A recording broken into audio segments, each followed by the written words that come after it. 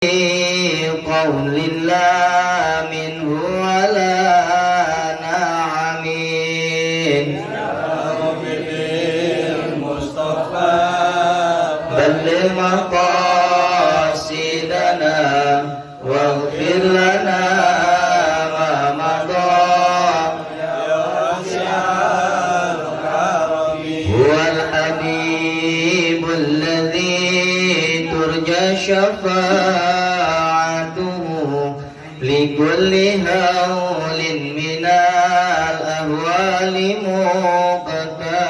مقتحمين يا رب بالمصطفى بلغ مقاصدنا واغفر لنا ما مضى يا واسع الكرم يا رسول الله سلام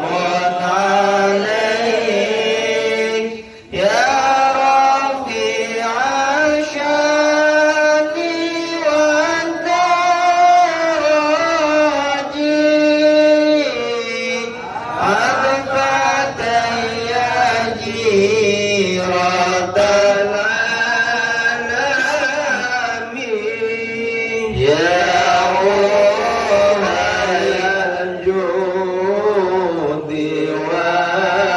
والكرم يا روح الجود والكرم يا رسول الله سلام عليك يا رفيع السم والدرج أثبت يا جيرة العالم يا روح الجود والكرم يا روح الجود والكرم نحن جيران بذا الحرم حرم الإحسان والحسن نحن من قوم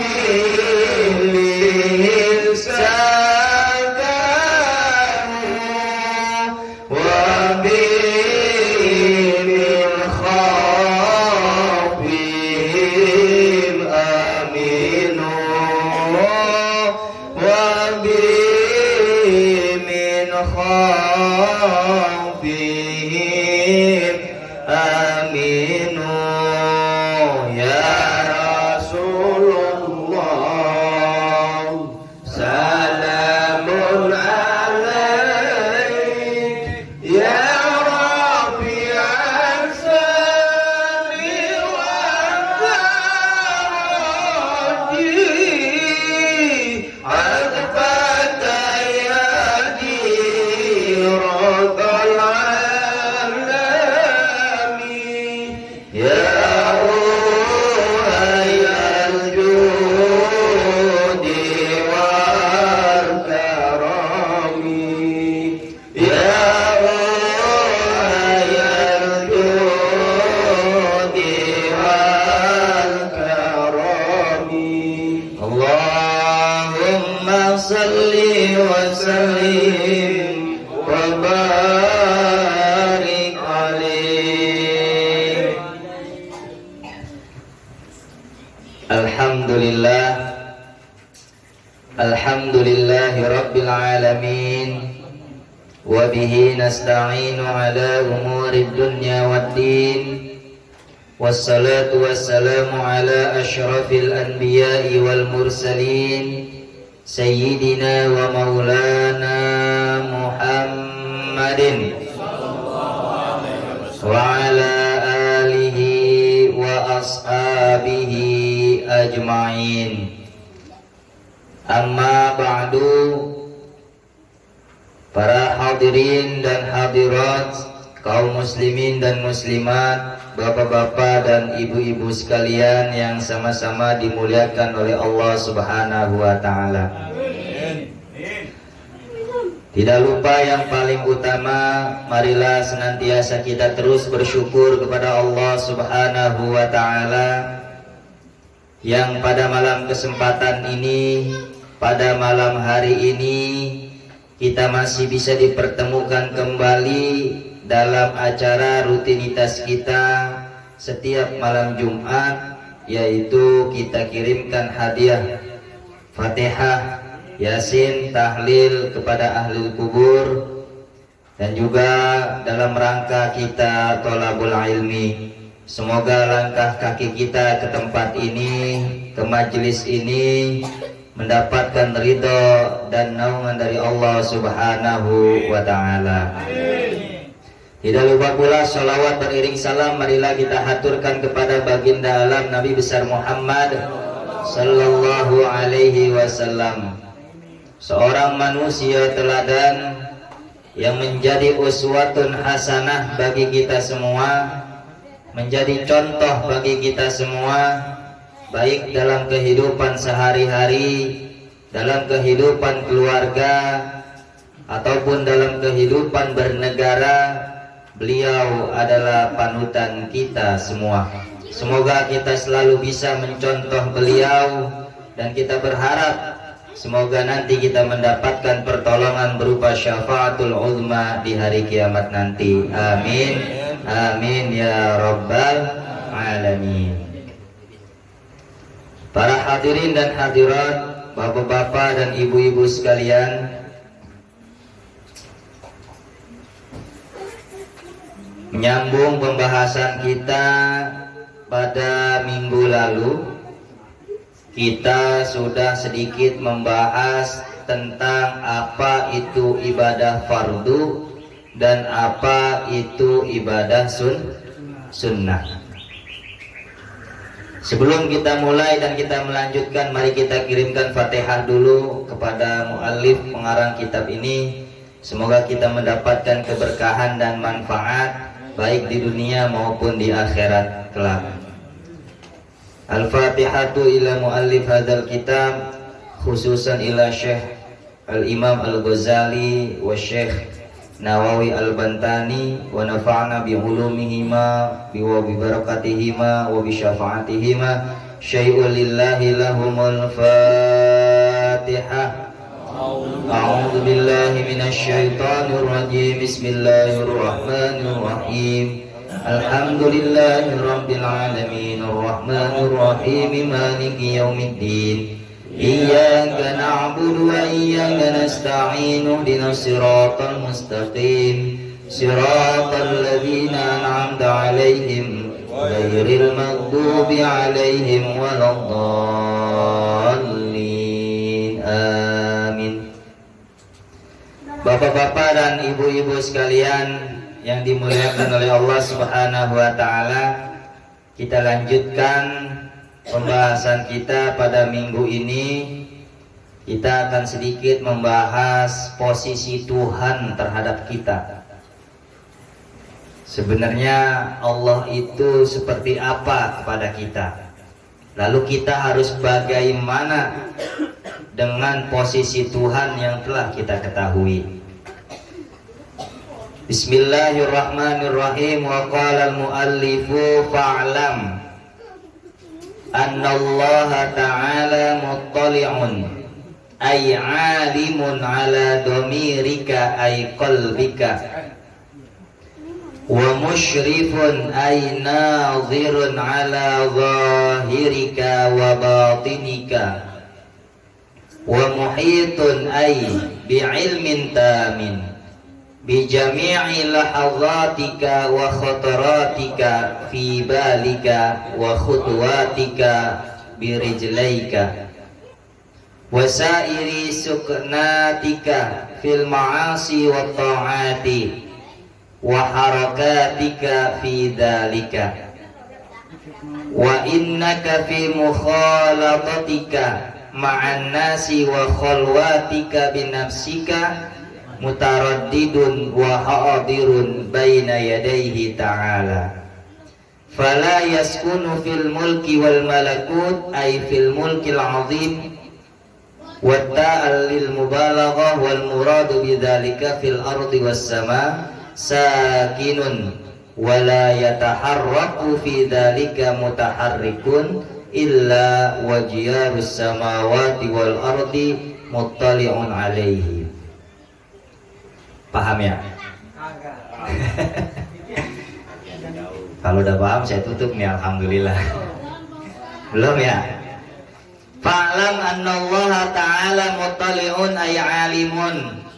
Maka ketahuilah, kita semua ketahui, annallaha ta'ala muttali'un ay alimun, sesungguhnya Allah Ta'ala itu maha mengetahui. Ya, makanya Allah itu punya sifat alimun, khabirun, ya, basirun. Ya, itu sifat-sifat Allah yang ada di Asmaul Husna. Kayak dihafalin tuh dikit-dikit Asmaul Husna tuh. Ada berapa Asmaul Husna? Ya, 100 dikurangi 1. Ya, ada 100 dikurangi 1.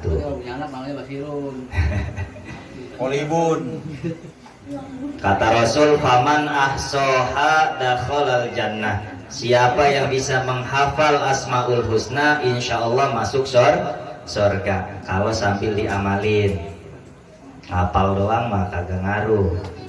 Tapi dikit-dikit insya Allah mendapatkan pahala dari apa yang telah kita hafalkan. Oke, dikit-dikit dihafalin Pak, Bu. Asmaul Husna gampang.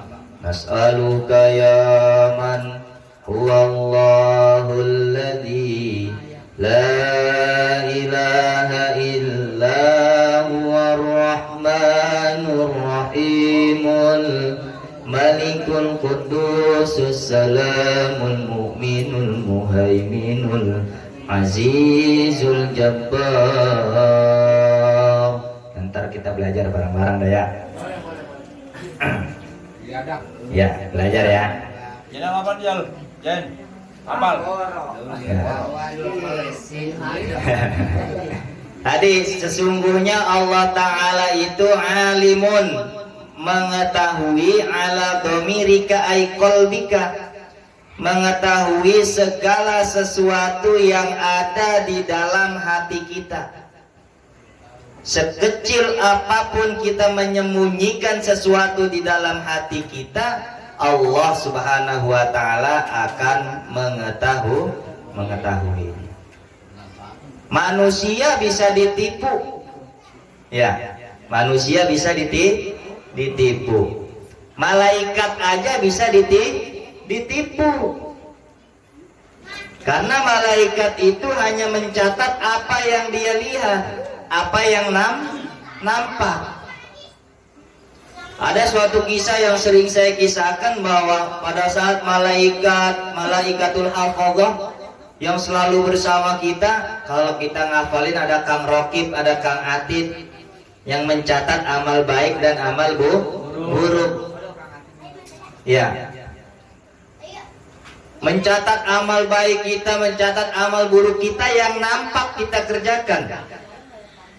Tapi dalam suatu kisah malaikat mencatat, lalu amal itu dibawa kepada Allah. Pada saat dihadapkan kepada Allah, kata Allah, ini bocah ngamalinnya bukan karena saya. Balikin lagi deh. Amalnya balikin. Artinya amalnya tidak diterima. Makanya sekecil apapun yang terbesit di dalam hati kita, Allah itu maha mengetahui. Niat kita, harapan-harapan kita yang ada di dalam hati kita, jangan khawatir walaupun mulut tidak berucap, tapi hati kita berucap, insya Allah Allah maha mengetahui. Iya. Ngomong di dalam hati aja, kita doa di dalam hati, ya Allah perut saya lapar, semoga ada kue klepon masuk. Tiba-tiba bener klepon masuk. Walaupun ada yang bilang klepon kagak syariah. Ntar kleponnya kasih peci. Nah Allah itu alimun ala domirika. Allah maha mengetahui apa saja yang ada di hatimu. Makanya kita perlu yang namanya tashihun niyah. Perbaiki niat. Perbaiki niat kita. Nah itu. Wa musyrifun ay nadhirun, dan Allah maha melihat ala zahirika wa batinika, apa yang kita kerjakan secara nampak ataupun apa yang ada di dalam batin kita. Allah maha mengetahui apa yang kita kerjakan dan apa yang ada di dalam diri kita, yang nampak dan yang tidak nampak. Allah tahu semuanya. Yang kita kerjakan di khalayak ramai dan kita kerjakan di ruangan tertutup, Allah tahu. Makanya ada kisah populer, 3 orang santri diuji oleh gurunya. Lu potong nih di tempat di mana tidak ada yang tahu. Yang pertama dia motong di tengah hutan, kagak ada yang lihat, dipotong. Yang kedua dipotong di tempat yang berbeda, kagak ada yang lihat, dipotong. Yang ketiga dia bawa kepada gurunya, kagak dipotong. Pas ditanya, lu mengapa kagak dipotong? Tadi kan kata guru, potonglah di tempat di mana tidak ada yang tahu. Pas saya mau potong, saya ingat Allah itu maha tahu. Jadinya saya kagak potong. Nih lulus nih bocah. Dari 3 murid yang tadi, yang 2 gagal, yang 1 lulus. Nah, gitu ya. Enak. Kalau di sini channel dah ya. Wa muhitun ay bi ilmin tamin, dan Allah mengetahui dengan sebenar-benarnya pengetahuan bi jami'il lahadzatika wa khotaratika fi balika, di setiap apa yang kalian lakukan, yang nampak, wa khotaratika, yang terbesit di dalam hati. Ya makanya kalau kita ngomong di dalam hati itu, kita berdoa di dalam hati, insya Allah Allah mengetahui. Kalau kita malu ngomong pakai mulut kita ngomong di dalam hati kita. Karena dalam hati kecil kita inilah keluar suatu kejujuran. Apa yang kita butuhkan. Mulut bisa berbohong. Ya, saya mah nggak butuh itu, tapi dalam hati bisa jadi, oh saya butuh banget, gitu. Karena malu, gitu ya. Karena gengsi, akhirnya di mulut berbeda, di hati beda. Jadi ya gitu. Tuh, gua kata juga apa?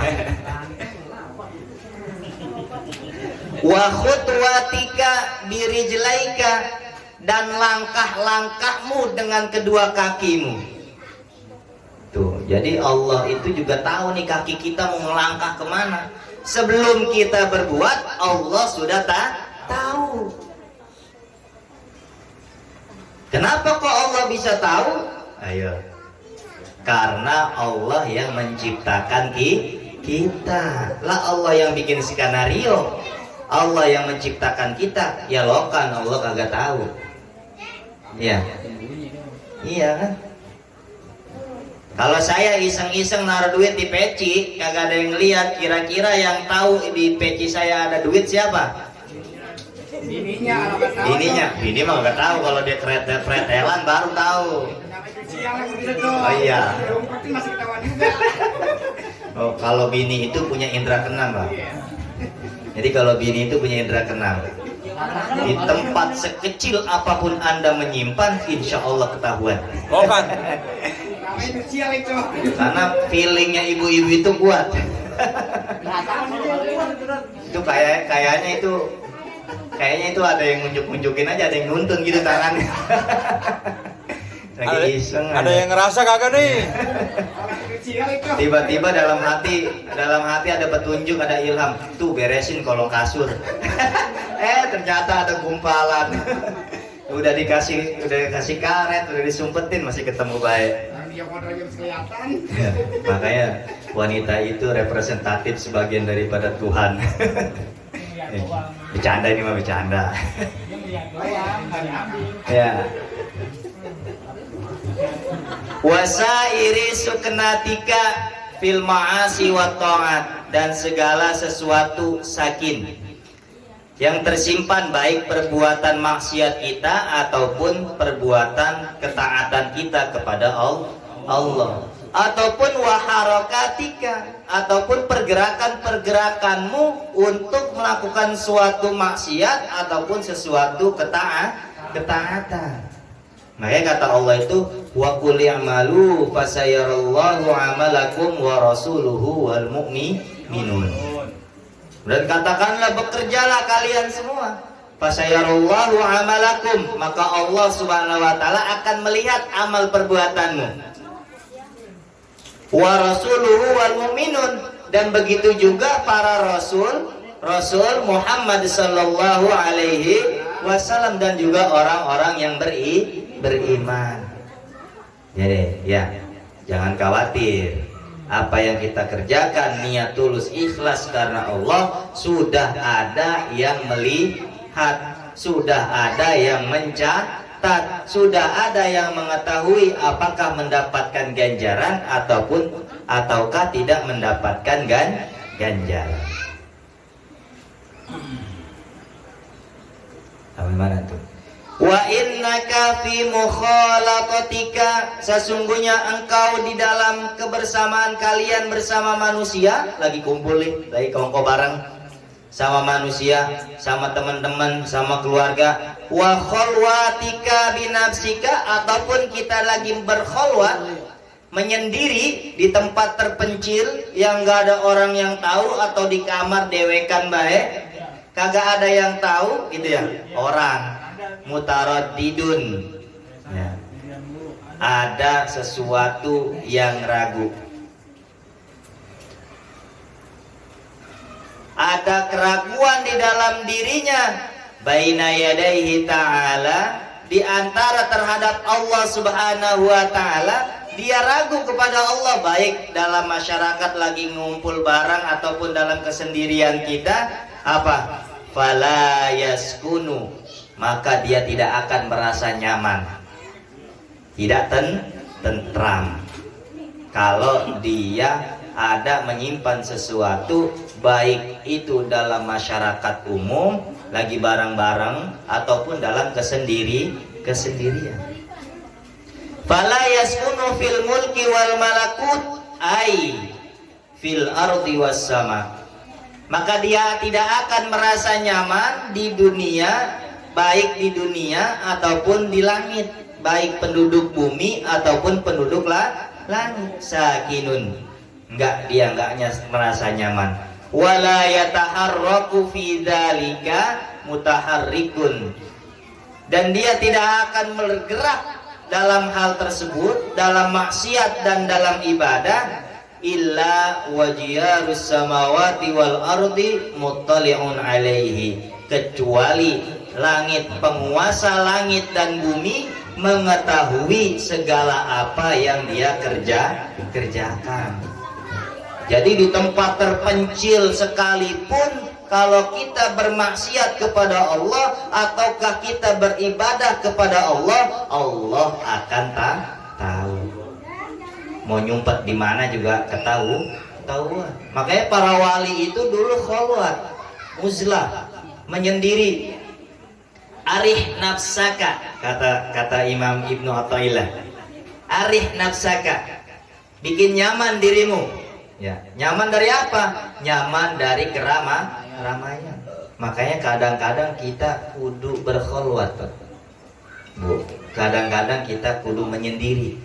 Buat apa? Buat tafakur.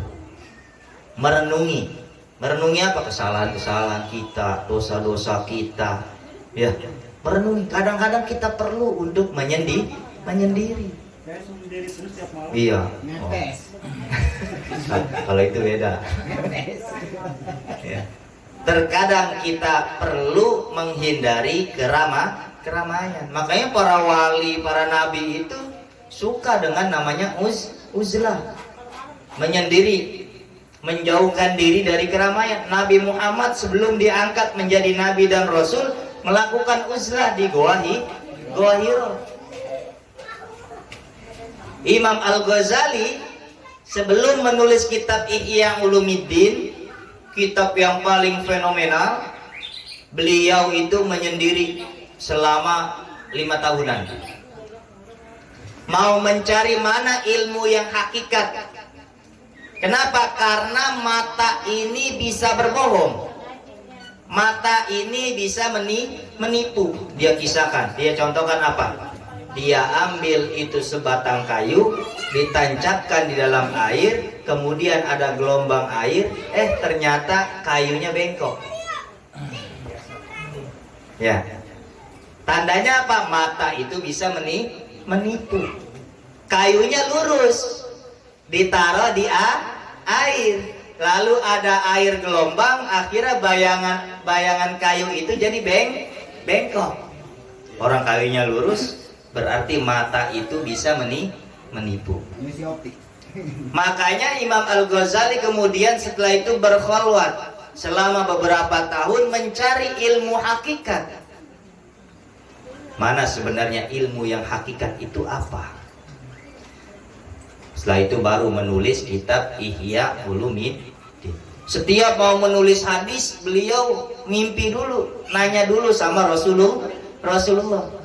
Rasul, ini benar nggak? Ya, tulis. Sudah mukasyafah, sudah terbuka. Ya, kalau orang soleh itu gampang ketemu sama Nabi. Gampang sekali. Kalau orang soleh. Kalau kita mah ya kumpul bareng juga udah alhamdulillah. Sudah bersalawat kepada Nabi juga alhamdulillah. Moga-moga kita bisa bertemu dengan Nabi. Amin ya rabbal alamin. Muttali'un alaihi ya'lamu kha'inatal a'yun wa ma tukhfas sudur wa ya'lamu sirra wa akhfa. Jadi Allah itu akan mengetahui pandangan-pandangan yang berkhianat dari pandangan-pandangan yang berkhianat. Nampaknya memang dia beribadah kepada Allah, tapi pandangan Allah itu tidak bisa ditipu. Karena Allah apa? Ya'lamu sirra wa akhfa. Allah itu mengetahui segala sesuatu yang tersirat dan tersembunyi. Sekecil apapun ada getaran di dalam hati kita, sekecil apapun terbesit di dalam hati kita, Allah akan mengetahui. Makanya kita kudu apa?